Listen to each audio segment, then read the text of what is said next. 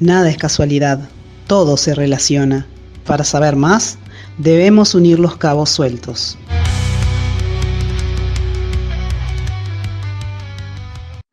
Hola, ¿qué tal? Iniciamos otra edición de Cabos Sueltos, un espacio donde aspiramos a conectar realidades, sensibilidades y tendencias poco conocidas o sobre las cuales se tienen percepciones erróneas. Como siempre decimos, entre tanta confusión se trata de que encontremos y conectemos los cabos sueltos.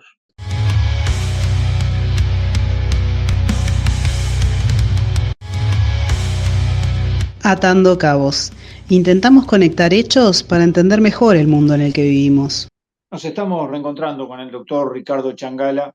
Hoy la idea es unir dos aspectos que a priori parecen muy lejanos y sin embargo Ricardo los va a atar adecuadamente. Ricardo, bienvenido una vez más a este encuentro que tenemos. Como siempre, un gusto estar contigo y con la audiencia, Álvaro. Sí, empecemos por Inglaterra. Hay un episodio que ocurrió a fines de julio. Un niño mejor dicho, 3 niñas fueron asesinadas horriblemente, fue un crimen espantoso, lo cual eso fue cierto, ese asesinato. Lo que no fue cierto es que inmediatamente de ocurrido el mismo, comenzaron a circular estas noticias falsas transmitidas por los medios estos virtuales, plataformas virtuales, varias de ellas, diciendo que el responsable de ese asesinato había sido un migrante musulmán. Bueno, aunque la policía rápidamente informó que eso no era así, que en realidad ya habían detenido a la persona responsable del asesinato, que no era ni migrante ni musulmán, sino que era un ciudadano nacido en Cardiff, en Gales. A pesar de eso, esta divulgación, esa noticia disparó una serie de manifestaciones o acciones, algunas muy violentas, que incluso llegaron a intentar quemar, destruir hoteles donde se encontraban personas esperando ser reconocidas legalmente por el Estado inglés en su calidad de asilados o refugiados o simplemente de migrantes. Esto ocurrió a fines de julio, primeros días de agosto en Inglaterra, ¿no? Y hace poquito, increíblemente hace poquito, en España, se produce una situación relativamente similar. Ahí estamos viendo en pantalla un mensaje, vía plataforma virtual también, firmado nada menos que por un diputado del Parlamento Europeo, el señor Alvise Pérez, que se caracteriza además por ser un hombre de extrema derecha. Él está a la derecha de Vox. Y de hecho hizo su campaña electoral para llegar a ser diputado del Parlamento Europeo, lo basó en noticias falsas para arriba y para abajo de infinidad de temas, pero muy concentrado en el discurso antimigratorio, ¿no? Racista, discriminador. Bueno, también sobre un dato real, que fue el asesinato de un niño de 10 años en esa localidad de Mosejón, un pequeño pueblito de la España profunda, empezó a divulgar otro, también él se hizo eco de la divulgación de esta pseudo noticia de que, bueno, esto había sido responsable de africanos que llegan a esos lugares, invaden los pueblos y violan mujeres, matan y además asesinan. También en este caso, la policía española muy rápidamente informó que eso era falso, que la persona responsable del asesinato ya había sido detenida y que era un español, no era un migrante. El asunto es que ambos episodios ocurrieron, ambos episodios generaron respuestas realmente muy complejas, reacciones muy difíciles de enfrentar, porque además en el caso de Inglaterra, las personas que estaban en contra de esa visión antimigrante salieron a defender a los migrantes que estaban en los hoteles, hubo enfrentamientos, bueno, una situación extremadamente compleja. Y esto además nos rememora un episodio bastante reciente ocurrido también en Uruguay, ¿no? Sí, una senadora del Partido Nacional, uno de los partidos, el partido mayoritario de la coalición de gobierno, reconoció en un programa que había emitido una noticia falsa involucrando a un senador del Frente Amplio, de la oposición, poniendo en su palabra cosas que en realidad no había dicho, poniendo palabras que no había dicho, y eso lo expresó con absoluta naturalidad, diciendo que sí, que lo había hecho a sabiendas de que estaba compartiendo una noticia falsa y simplemente era buscando una reacción. Sí, y además diciendo que lo va a seguir haciendo. Claro, Entonces, si eso lo dice una de las principales figuras políticas de un país, ¿qué podemos bueno, esperar de tan otros ciudadanos? principal es la primera senadora, es la tercera en la línea de sucesión del gobierno. De hecho, ha ocupado ocasionalmente la presidencia en ausencia del presidente y de la vicepresidenta.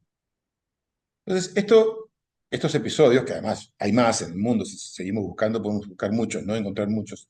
Pero lo quiero Mm, vincular con dos elementos. El primero es que tener claro que una noticia falsa per se no genera reacciones sociales. Lo que genera reacciones sociales es que esa noticia falsa apunta, apoya o sustenta una visión social ya instalada sobre algún tema y que entonces lo alimenta. En concreto, en el caso de Inglaterra, también en el caso de España, pero particularmente quiero referirme al de Inglaterra, porque la visión antimigrante, la visión de culpabilizar a las personas migrantes de todos los males del país o de buena parte de ellos, ya está instalada en la sociedad inglesa. Por lo tanto, este claro. tipo de mensajes, de alguna manera, abonan esa realidad ya existente. Y realidad ya existente que se ve en muchas cosas, no es casualidad que el partido de más extrema, más de derecha en Inglaterra haya sacado casi el 15% de los votos en las últimas elecciones. No tiene muchos diputados por un tema del sistema electoral, pero en realidad tuvo muchos Claro. votos. O que el Brexit, el famoso Brexit, entre otras cosas, se argumentó y se fundamentó para esto, para evitar el Mm, ingreso de personas no inglesas o no británicas al país. En fin. Pero ese discurso, además, lo quiero mencionar, tiene un alto contenido de clase, un alto contenido de clase. ¿Por qué? Porque si vos, en la imagen tenemos tres personajes famosos. Un gran jugador sí, de fútbol, Bellingham, estrella de la selección inglesa o del Real Madrid actualmente, el ex primer ministro inglés, Rishi Sunak, de origen hindú, y el ex primera figura política de Escocia, Hamsun Harung, hasta el año pasado, descendiente de pakistaníes.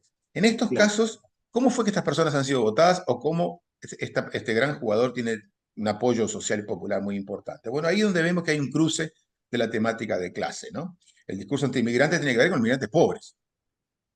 Cuando una persona con dinero llega a un país a instalar una empresa, es un inversor extranjero, no es un migrante. Y esto tenemos que Claro. tenerlo muy claro, porque el discurso antimigrante es un discurso que justifica la explotación laboral en muchos lugares. Eso es un primer tema que me parecía importante remarcar. Y el segundo, que no quiero dejar pasar, es que obviamente la sensación la necesidad que cualquier persona normal siente cuando ve noticias falsas que se divulgan, que generan problemas, es que hay que evitar eso, hay que sancionar eso, hay que castigar a los que hacen esas cosas. De hecho, los sistemas penales ya tienen mecanismos para castigar ese tipo de situación. El problema es que sobre la base de esta realidad parece construirse una suerte de tormenta perfecta, porque esto amerita el avance de iniciativas que son liberticidas, que apuntan a limitar enormemente el derecho a expresar el pensamiento o la manifestación social.